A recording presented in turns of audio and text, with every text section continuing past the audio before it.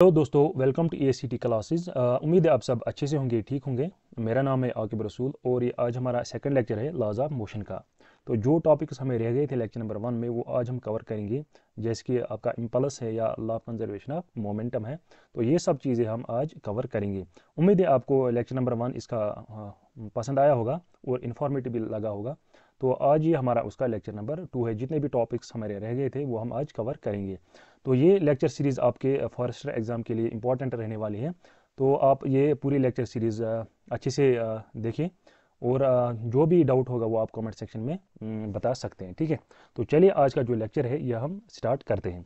तो पहला टॉपिक है यहाँ पे इम्पल्स। जैसे कि आप देख सकते हैं यहाँ पे स्लाइड पे, तो इम्पल्स क्या है, इसकी डेफिनेशन क्या है और इसके एग्जाम्पल वगैरह ये सारा हम देखेंगे। या law of conservation of momentum, इस बारे में हम आज डिस्कस करेंगे। तो पहला टॉपिक हमारा है यहाँ पे इम्पल्स। तो अगर हम इम्पल्स की बात करेंगे, इम्पल्स क्या होता है, अगर हम डेफिनेशन पहले देखेंगे। इम्पल्स होता है बराबर किसके बराबर, इसको डिनोट करते हैं हम जे से। जे से इसको हम डिनोट कर सकते हैं। और ये किसके बराबर होता है, ये होता है बराबर फोर्स इंटू टाइम, यानी कि डेल्टा टाइम, यानी कि स्मॉल पीरियड ऑफ टाइम। तो जिसको हम रिप्रेजेंट करते हैं डेल टी से, यानी कि J is equal to F into del T. F क्या है, F is the force applied on the body.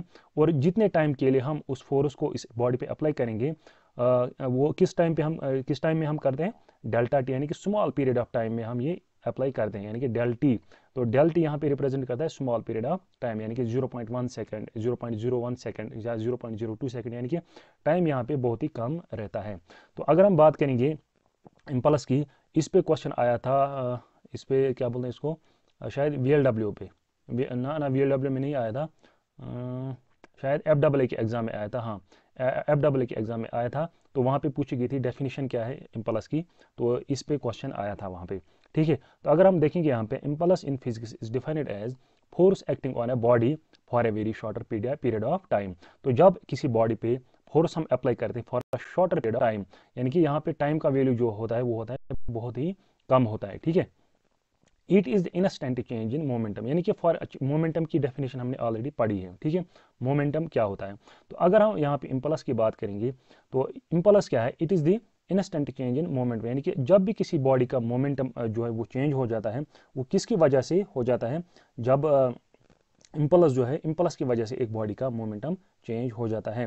तो हम यहाँ ऐसे कह सकते हैं, impulse causes object to change their momentum, यानी कि इम्पल्स की वजह से ही, इम्पल्स की वजह से एक बॉडी का मोमेंटम जो है वो चेंज हो जाता है, ठीक है। किसकी वजह से, मोमेंटम, इम्पल्स की वजह से एक बॉडी का मोमेंटम चेंज हो जाता है। फॉर एग्जांपल, अगर कोई बॉडी ये क्या है, ये है मोशन में, ठीक है, ये यूनिफॉर्म मोशन में है।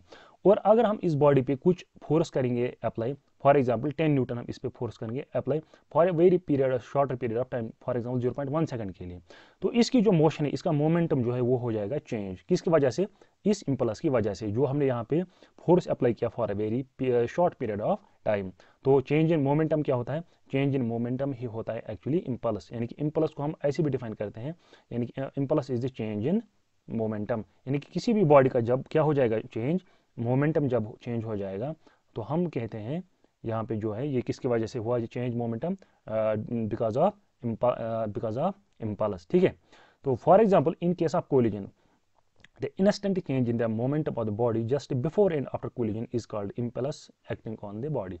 फॉर एग्जाम्पल, हमारे पास दो बॉडीज हैं, ये बॉडी ए है और ये बॉडी बी है, और इनके बीच हुआ फॉर एग्जाम्पल कोलिजन। ये इसकी डायरेक्शन है, मोशन की डायरेक्शन ये है, और बी की बॉडी का मोशन की डायरेक्शन जो है वो इसके अपोजिट है। मान लीजिए इनके बीच हो गया कोलिजन, क्या हुआ, कोलिजन, ठीक है। तो कोलिजन से पहले इनका कुछ मोमेंटम होता, क्या होता है, मोमेंटम। और जब इनका कोलिजन हुआ तो इनका मोमेंटम जो है वो हो जाएगा चेंज, वो हो जाएगा चेंज, ठीक है। ये बॉडी करेगी इस बॉडी पे अप्लाई फोर्स, और बॉडी बी करेगी अप्लाई फोर्स इस पे ए पे for a very shorter period of time. तो यहाँ पे क्या हो जाएगा आफ्टर कोलिजन, यानी कि बिफोर कोलिजन एक मोमेंटम था और आफ्टर कोलिजन दूसरा मोमेंटम था, या तो यहाँ पे क्या हुआ, यहाँ हुआ चेंज इन मोमेंटम। और ये किसकी वजह से हुआ, ये हुआ इम्पल्स की वजह से, ठीक है। तो इसी को हम कहते हैं इम्पल्स। तो ये कह रहा है, in case of collision the instant change in momentum, तो यहाँ पे क्या हुआ, यहाँ पे हुई चेंज इन मोमेंटम, यानी कि यहाँ पे जब बॉडीज, दो बॉडीज ने क्या कोलाइड हो गई, तो इन्होंने यहाँ पे क्या किया, इनका मोमेंटम जो है वो चेंज हो गया। Before and after collision is called the impulse acting on the body. तो यहाँ पे क्या एक्ट हुआ, यहाँ पे एक्ट हुआ इम्पल्स। तो ये आपको बेसिक डेफिनेशन आपको याद रखनी है। तो इम्पल्स को हम दो तरीके से हम डिफाइन करते हैं। यानी कि या इसको हम कहते हैं impulse is equal to force into small time, ठीक है, into small period of time, यानी कि डेल टी। या हम ऐसे भी कह सकते हैं impulse is the change in momentum. जब भी किसी बॉडी का मोमेंटम जो है वो चेंज हो जाएगा तो हम कहते हैं वहाँ पे अप्लाई हुआ इम्पल्स, ठीक है। The damage sustained by the body is dependent on the impulse apply to the body, यानी कि जो भी डैमेज एक बॉडी सस्टेन करती है वो किस पे डिपेंड होती है, यानी कि कितना इम्पल्स यहाँ पे अप्लाई हुआ। यानी कि अगर इम्पल्स ज़्यादा अप्लाई हुआ तो कम डैमेज होगा, और अगर इम्पल्स ज़्यादा होगा तो एक्चुअली अगर हम यहाँ पे बात करेंगे ना, इम्पल्स वो यहाँ पे किस पे डिपेंड है, यानी कि फोर्स पे डिपेंड है, और कितने टाइम के लिए वो फोर्स यानी कि यहाँ पे रहेगा। यानी कि अगर फॉर एग्जांपल यहाँ पे टाइम रहेगा ज़्यादा, यानी कि फॉर एग्जांपल 0.1 सेकंड अगर रहेगा टाइम, और यहाँ पे अगर 0.2 सेकंड यहाँ पे टाइम रहेगा, तो जब टाइम क्या होगा, ज़्यादा होगा, यानी कि 0.2 सेकंड्स, तो यहाँ पे डैमेज ज़्यादा होगा, ठीक है। और अगर हम ऐसे फोर्स की बात करेंगे, अगर फोर्स यहाँ पे पहले 10 न्यूटन था और फिर 20 न्यूटन था, जब फोर्स 20 न्यूटन होगा तो यहाँ पे सस्टेन मतलब क्या करेगी बॉडी, एक डैमेज ज़्यादा सस्टेन करेगी, ठीक है, यानी कि यहाँ पे डैमेज ज़्यादा होगा। तो यहाँ पे जितना इम्पल्स होगा, और इम्पल्स किस पे डिपेंड है, फोर्स इंटू टाइम पे, ठीक है, तो जितना इम्पल्स होगा उतना ही यहाँ पे ज़्यादा डैमेज एक बॉडी का होगा, ठीक है। It is denoted by the letter J, तो इसको हम डिनोट किससे करते हैं, कैपिटल लेटर जे से हम इसको डिनोट करते हैं। And is calculated by taking the product of force applied in the time for which the torque is applied. तो किसके प्रोडक्ट के बराबर होता है, एक तो फोर्स के प्रोडक्ट यानी कि एफ इंटू टी, तो इसकी ये general formula J is equal to F into T. और यहाँ पे हम एक्चुअली टी नहीं लिखते, यहाँ पे लिखते हैं F into del T. Del T क्यों, डेल टी का मतलब है यहाँ पे जो टाइम है वो बहुत ही छोटा है, मतलब शॉर्टर पीरियड ऑफ टाइम है, ठीक है। तो चलिए देखते हैं नेक्स्ट स्लाइड।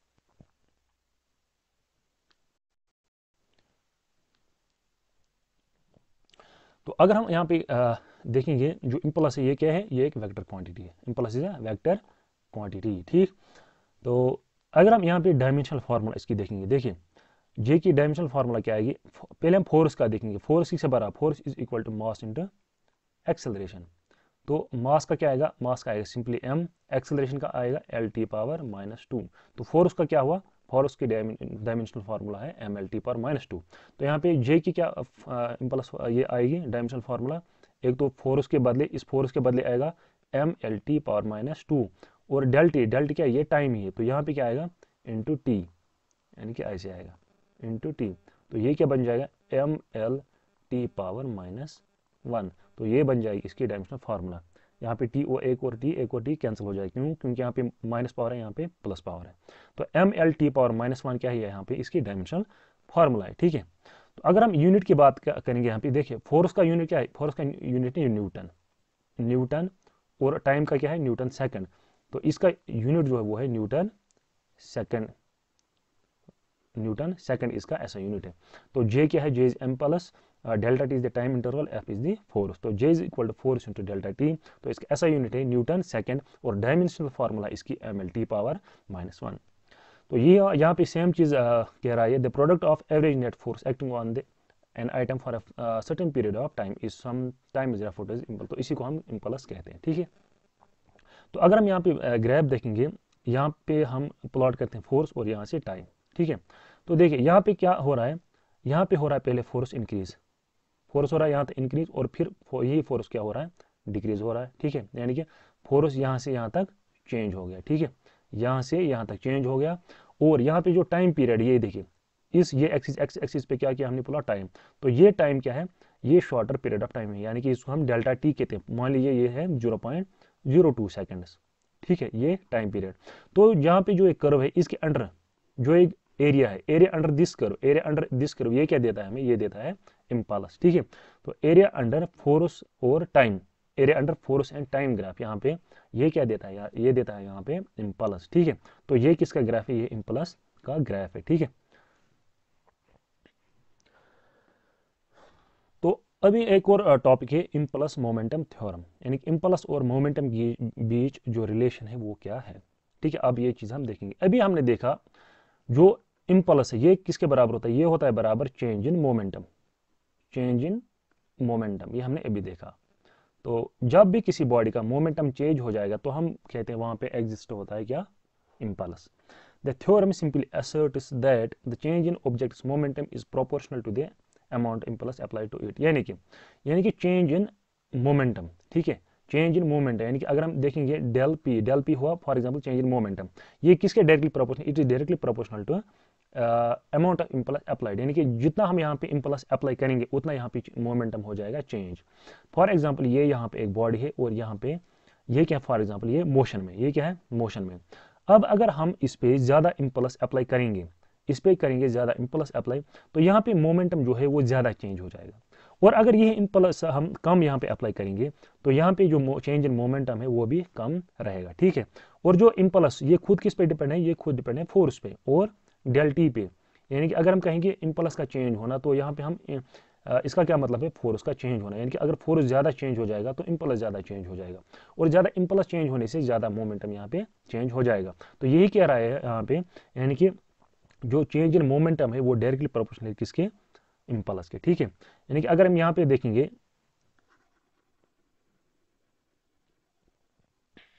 देखिए इसके अगर फॉर्मूला हम देखेंगे, देखिए जे हमने अभी देखा, J is equal to del P, del P क्या है, चेंज इन मोमेंटम। अगर हम देखेंगे फॉर एग्जांपल ये बॉडी पहले इसका था momentum for example P I, यानी कि पी इनिशियल मोमेंटम, और इम्पल्स अप्लाई होने के बाद इसका मोमेंटम बन गया पी जे, यानी कि फाइनल मोमेंटम, या पी एफ रखेंगे, पी एफ फाइनल मोमेंटम।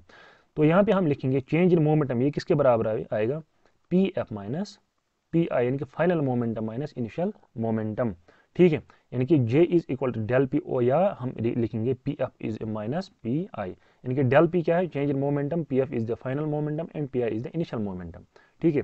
अगर हम यहाँ पे मोमेंटम की बात करेंगे, मोमेंटम किसके बराबर होता है, मोमेंटम होता है बराबर मास इंटू वेलोसिटी, ठीक है। अब अगर यहाँ पे हम करेंगे फाइनल मोमेंटम की बात, यानी कि पी एफ, तो यहाँ पे क्या आएगा, यानी कि एम इंटू वी एफ, यानी कि फाइनल वेलोसिटी, ठीक है। तो इसी तरह अगर हम इनिशियल मोमेंटम की बात करेंगे, यहाँ पे आएगा एम इंटू वी आई, यानी कि इनिशियल वेलोसिटी, यानी कि इसकी जो पहले इनिशियल वेलोसिटी थी वो थी वी आई, और इम्पल्स अप्लाई होने के बाद इसकी वेलोसिटी बन गई वी एफ, ठीक है। तो इसी तरह हमने यहाँ पे सब्स्टिट्यूट कर दिया। तो अगर हम यहाँ पे इस फार्मूला में सब्स्टिट्यूट करेंगे, यहाँ पे क्या आएगा, ये पी एफ के बदले लिखेंगे M into V F minus M into V I. M क्या है, एम यहाँ पे कॉन्स्टेंट निकलेगा बाहर, into V F minus V I, ठीक है। तो यही यहाँ पे लिख रहा है, J is equal to M into V F minus V I, ठीक है। तो where M is the mass of the objective, V F is the final velocity, V I is the initial velocity, ठीक है। Most importantly the formula correlates impulse to the objective change in momentum. तो impulse किसके मतलब related है, यानी कि change in momentum, ठीक है। तो चेंज इन मोमेंटम का ही मतलब है कि यहाँ पे मतलब जो है इम्पल्स होगा। In addition impulse can be measured in kilogram metre per second. देखिए अगर हम यहाँ पे आप दूसरा यूनिट हम इसका देखेंगे, पहले हमने देखा इसका मोमेंटम क्या है, न्यूटन इंटू सेकंड, यानी कि इस फॉर्मूला से J is equal to F into del T. तो यहाँ पे अगर हम यूनिट देखेंगे वो आएगा न्यूटन इंटू न्यूटन सेकंड, ठीक है। तो यहाँ पे हम यूनिट की बात करेंगे, यहाँ पे मास का आएगा किलोग्राम। देखिए वी एफ माइनस वी आई, ये क्या है, ये है वेलोसिटी में चेंज, यानी कि final velocity minus initial velocity. इसका क्या मतलब है, इसका मतलब है एक्सेलरेशन। चेंज इन वेलोसिटी क्या है, यानी कि final velocity minus initial velocity, इसी को हम कहते हैं एक्सेलरेशन। और एक्सेलरेशन का यूनिट क्या है, नहीं देखिए एक्सेलरेशन होगी, लेकिन यहाँ पे अगर डिवीजन में टाइम होगा तब मतलब आ जाता है एक्सेलरेशन। यहाँ पे क्या चेंज इन वेलोसिटी, देखिए चेंज इन वेलोसिटी है लेकिन यूनिट क्या आएगा, यहाँ पे यूनिट आएगा वेलोसिटी का ही, यानी कि kilogram metre per second, kilogram metre per second. तो यहाँ पे किलोग्राम मीटर पर सेकंड इसका एक और यूनिट है, J is equal to kilogram metre per second, ठीक है। तो वही यहाँ पे कह रहा है can be measured in kilogram metres per second और न्यूटन टाइम सेकंड, या न्यूटन टाइम सेकंड। तो दो ऐसा यूनिट है इसके, यानी ऐसे आप जो ऑप्शंस में होगा तो ऑप्शंस में एक ही चीज़ होगा, या तो न्यूटन सेकंड होगा या फिर किलोग्राम मीटर पर सेकंड होगा, ठीक है। तो ऐसे ये दो इसके यूनिट्स हैं, ठीक। तो M L T power minus one क्या है, M L T power minus one क्या है इम्पल्स का, ये इसका है डायमेंशनल फार्मूला। तो यहाँ पे हमने देखा इम्पल्स और मोमेंटम थ्योरम जो है इनके बीच क्या रिलेशन है, यानी कि impulse is equal to change in momentum, या हम ऐसे कहेंगे mass into final velocity minus initial velocity, ठीक है। तो यही थी इम्पल्स और मोमेंटम थ्योरम। तो इसके बाद कुछ एग्जांपल्स हैं, ये हम करेंगे। देखिए कुछ क्वेश्चंस हैं।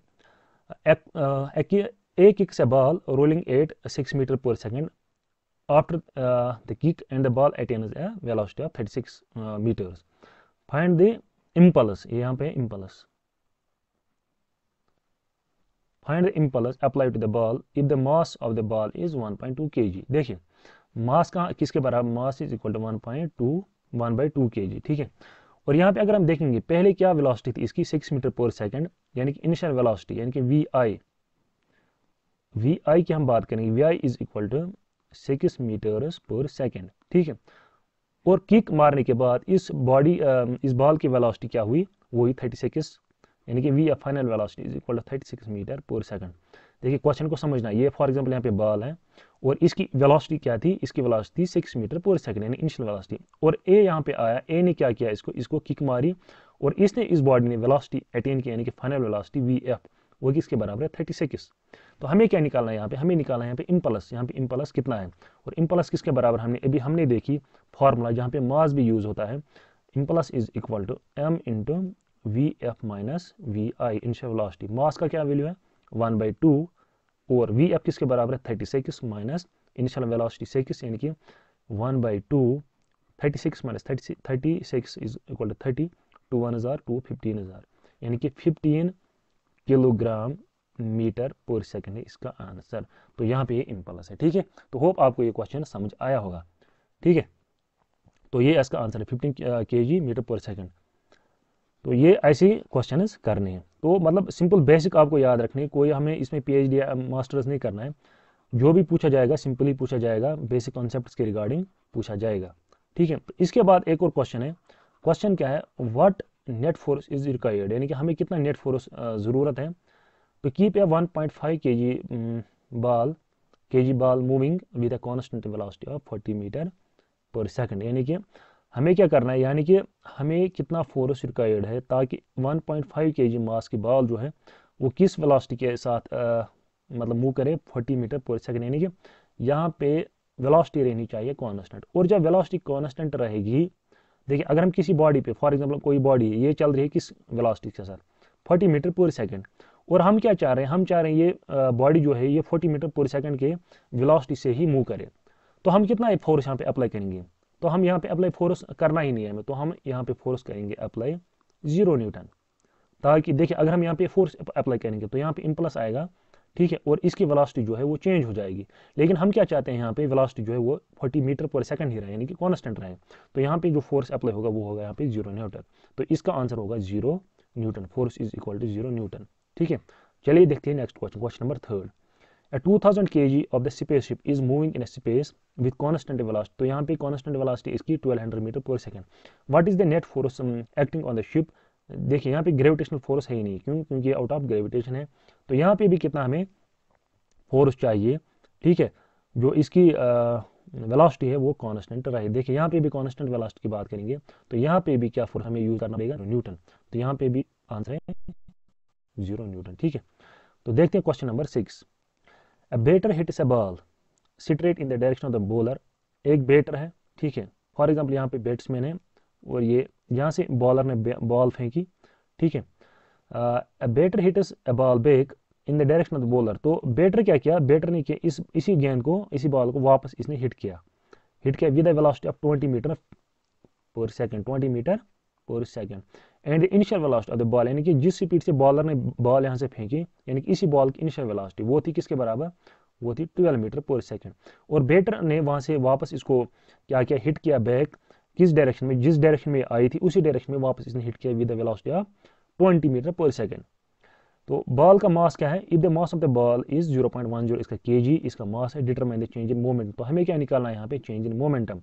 तो चेंज इन मोमेंटम किसके बराबर होता है, वो होता है इम्पल्स के बराबर, और वो किसके बराबर होता है, mass into change in velocity, ठीक है। तो अगर हम यहाँ पे बात करेंगे, देखिए मास कितना है यहाँ पे, हमें निकालना है यहाँ पे मोमेंटम, चेंज इन मोमेंटम, और चेंज इन मोमेंटम किसके बराबर होता है, वो होता है इम्पल्स के बराबर, और इम्पल्स किसके बराबर होता है, M into V F minus V I. तो इम्पल्स मास किसके बराबर है, 0.10 kg। तो इनिशियल वाला फाइनल वेलोसिटी क्या है, फाइनल वेलोसिटी है 20 माइनस, देखिए अगर हम यहाँ पे इनिशियल वेलोसिटी बात करेंगे, इनकी डायरेक्शन क्या है, यहाँ पे वेलोसिटी की डायरेक्शन अपोजिट, तो यहाँ पे आएगा माइनस वी आई, ठीक है, माइनस वी आई। तो यहाँ पे आप वैल्यू सब्स्टिट्यूट करेंगे 0.10 20, तो वी आई का क्या वैल्यू यहाँ पे, वी आई का वैल्यू यहाँ पे 12, तो ये बन जाएगा 20 + 12, तो ये बन जाएगा 0.10 इंटू 32, 20 + 12 = 32, और 0.10 इंटू 32 ये बन जाएगा 3.2 न्यूटन सेकंड।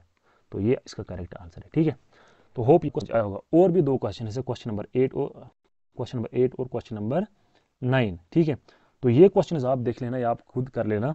तो इजी क्वेश्चन है, सिंपल, आपको फार्मूला यहाँ पे यूज़ करनी है, बाकी कुछ करना ही नहीं है। देखिए, अगर यहाँ पे हम क्वेश्चन नंबर 8 की बात करेंगे, ए बॉक्स ऑफ मास, देखिए एक बॉक्स है, ठीक है, और इसका मास कितना है? इसका मास है 100 kg, 100 kg है इसका मास। ठीक है, इसका मास है 100 kg, is placed on floor exerting some force on the floor. देखिए ये किस पे है? ये हमने रखा है एक फ्लोर पे। ठीक है, determine what force does the floor exit on the box, यानी कि हमें बताना ये फ्लोर जो है ये कितना फोर्स इस पे अप्लाई करेंगे। हमने ऑलरेडी पढ़ा है नॉर्मल रिएक्शन, नॉर्मल रिएक्शन के बारे में हमने ऑलरेडी पढ़ा है। वो इसका वैल्यू किसके बराबर होता है? यानी देखिए, अगर यहाँ पे जी का वैल्यू दिया हुआ है 9.81, वो है किसके बराबर? यानी कि अगर हम वेट, देखिए यहाँ पे 2 चीज़ें, वेट की डायरेक्शन होती है ये डायरेक्शन, ठीक है, और नॉर्मल रिएक्शन की डायरेक्शन वो होती है इसके अपोजिट। ठीक है, लेकिन वैल्यू क्या होगा? वेट और नॉर्मल रिएक्शन का जो वैल्यू होता है वो यहाँ पे सेम ही रहेगा, यानी कि वो होता है बराबर m इंटू जी।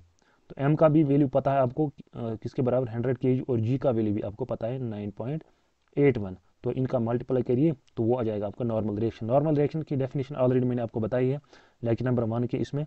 तो यहाँ से आप ये सॉल्व कर सकते हैं, ये बन जाएगा 981 न्यूटन। ठीक है, तो क्वेश्चन नंबर आप 9 खुद कर लेना। तो चलिए हम नेक्स्ट टॉपिक देखते हैं। देखिए, अभी है law of conservation of momentum. Law of conservation of momentum क्या कहता है?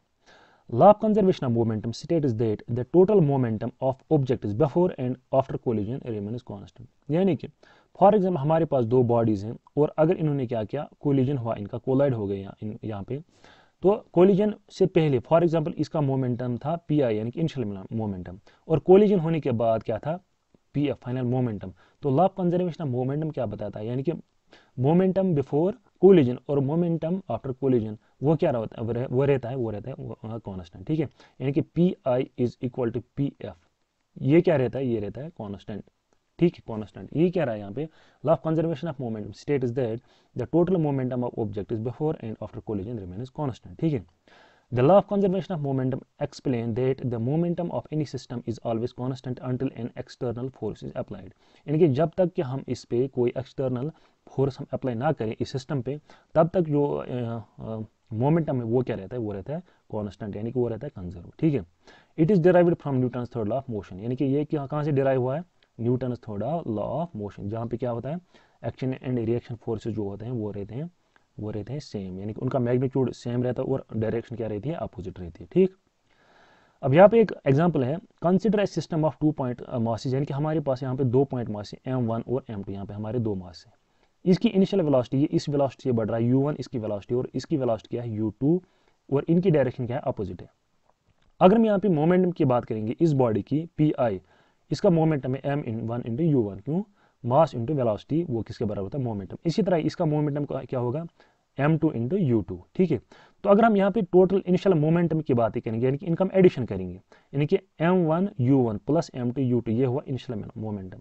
और जब इनका कोलिजन हुआ तो m1 की डायरेक्शन ये होगी और m2 की डायरेक्शन ये होगी, और यहाँ पे वेलोसिटी बन गई इसकी v1 और इसकी बन गई v2, यानी कि m2 की v2 और m1 की v1। तो यहाँ पे मोमेंटम क्या हुआ? मोमेंटम हुआ यहाँ पे चेंज, मोमेंटम हुआ यहाँ पे चेंज। क्यों? देखिए, मास तो सेम ही रहेगा, मास यहाँ पे चेंज नहीं हो जाएगा, लेकिन यहाँ पे वेलोसिटी चेंज हो जाएगी। u1 बन जाएगा v1 और u2 बन जाएगा v2।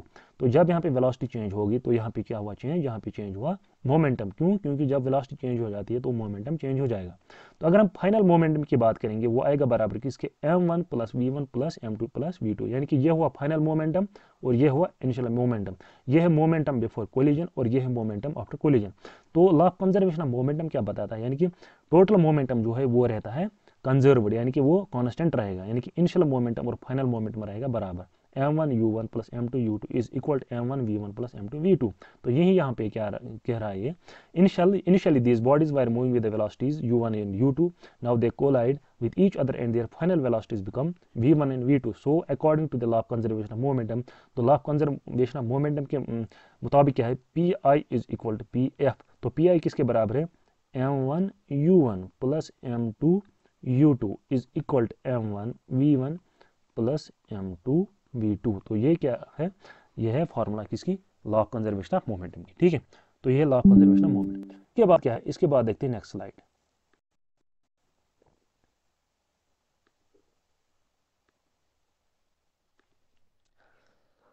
तो अगर हम कुछ एग्जांपल्स देखेंगे, देखिए रिकॉइल ऑफ गन ये किस पे बेस्ड है, law of conservation of momentum पे। इसी तरह मोशन ऑफ द बोट, ये आप खुद रीड कर लेना, बस आपको इसमें एग्जांपल्स याद रखनी, क्यों, क्योंकि इस पे क्वेश्चन आ जाता है।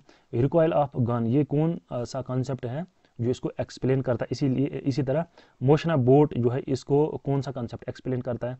देखिए या तो यहाँ वहाँ पे होगा दोनों में से एक ही होगा, या होगा वहाँ पे law of conservation of momentum या होगा Newton's third law of motion. क्यों, दोनों यहाँ पे क्या करते हैं काम, ये भी according to law Newton's third law of motion या Newton's third law of motion, यहाँ पे भी या law of conservation of momentum. हमने ऑलरेडी देखा जो law of conservation of momentum है ये कहाँ से डिराइव हुआ है, Newton's third law of motion.